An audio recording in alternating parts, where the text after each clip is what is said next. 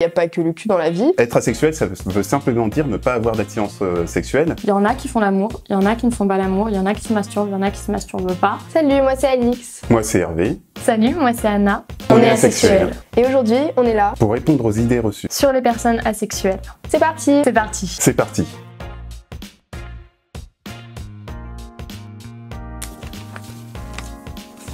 La sexualité n'existe pas.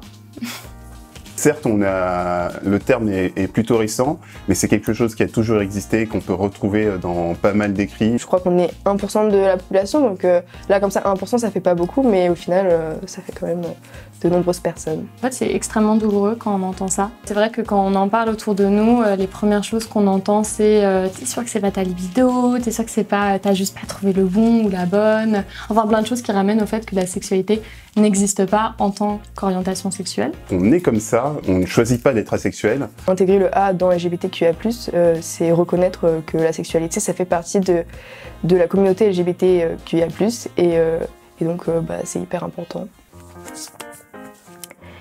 Les personnes asexuelles ne font pas l'amour. Être asexuel, ça veut simplement dire ne pas avoir d'attirance sexuelle, mais ça n'empêche pas d'être dans une relation où on peut avoir des relations sexuelles. Les asexuels sont hyper variés, c'est fait comme tout de nombreuses nuances.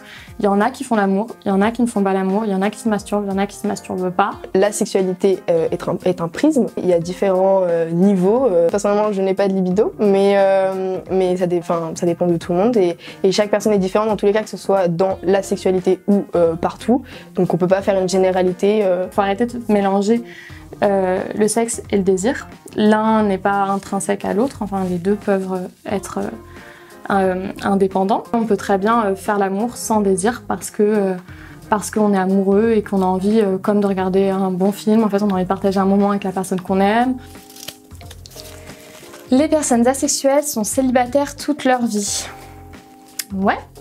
Du coup, on peut envoyer cette petite missive à tous mes ex et à mon copain actuel. Ils seront super contents de dire ça. C'est ce que ma grand-mère m'a dit la dernière fois. Elle m'a dit « mais tu vas pas rester célibataire toute ta vie ?» Franchement, c'est pas vrai. Et puis, c'est totalement absurde. Il n'y a pas que le cul dans la vie. Et je sais pas, genre, les relations sentimentales, elles sont quand même hyper importantes. Faut pas confondre asexuel et aromantique. Ce sont deux choses très distinctes qui parfois se mélangent, parfois pas. Moi par exemple, je suis pas aromantique.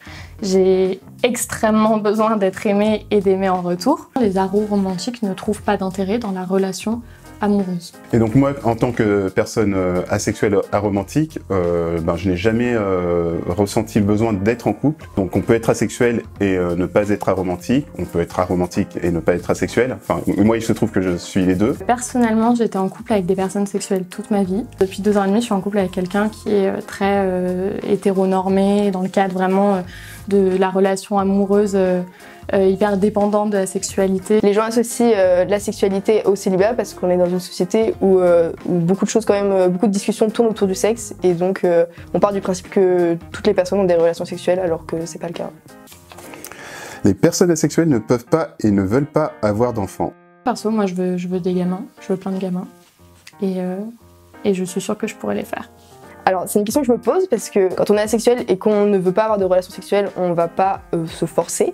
Et donc je me questionne sur les personnes qui sont asexuelles et qui voudraient avoir des enfants parce que je ne pense pas que la PMA soit ouverte pour ces orientations et que l'administration, en tout cas française, comprenne bien que voilà, si on fait partie d'un couple asexuel et qu'on veut avoir un enfant, on peut pas forcément l'avoir en couchant ensemble puisque c'est pas envisageable. En fait, on peut être asexuel et être sex repulse comme on dit, et donc dans ce cas on va plutôt envisager l'adoption. On peut être asexuel et sexe indifférent ou sex favorable, et là on pourra envisager d'avoir ses propres enfants au sein d'une relation de couple. Les gens pensent qu'on ne peut pas avoir d'enfants parce que l'image des asexuels qui est véhiculée dans les médias est minime, mais le peu qui est véhiculé en fait est vraiment porté plus sur l'aroromantisme et le mélange des deux.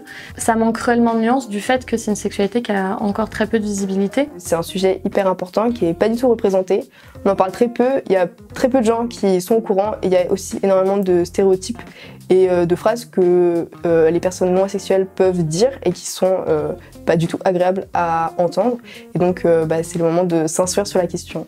Je trouve qu'on manque énormément de visibilité et le peu de visibilité qu'on a, c'est pas toujours, c'est pas toujours joyeux. Il y a aussi, le cliché de l'asexuel qui est sociopathe, qui a pas d'amis. Grandir en tant qu'asexuel est très difficile, surtout quand on est vraiment élevé dans un schéma hétéronormé. On vit des moments qui sont très douloureux, que ce soit physiquement ou sentimentalement parlant, parce qu'on tombe amoureux de gens qui nous font comprendre qu'il y a quelque chose qui ne va pas et que souvent, si on ne ressent pas de désir, c'est qu'on est cassé, c'est qu'on a forcément des traumas, qu'on ne l'aime pas assez, qu'on ne le trouve pas beau.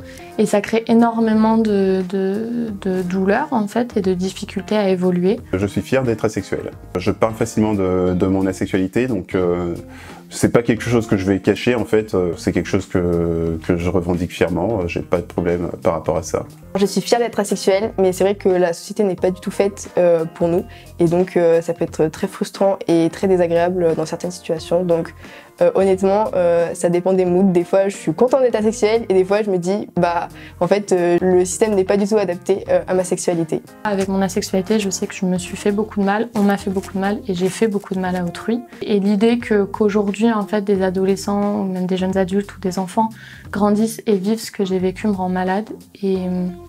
Et aujourd'hui, j'aimerais vraiment faire mon possible pour éviter ça, en fait. Et ça passe par donner plus de visibilité à la sexualité.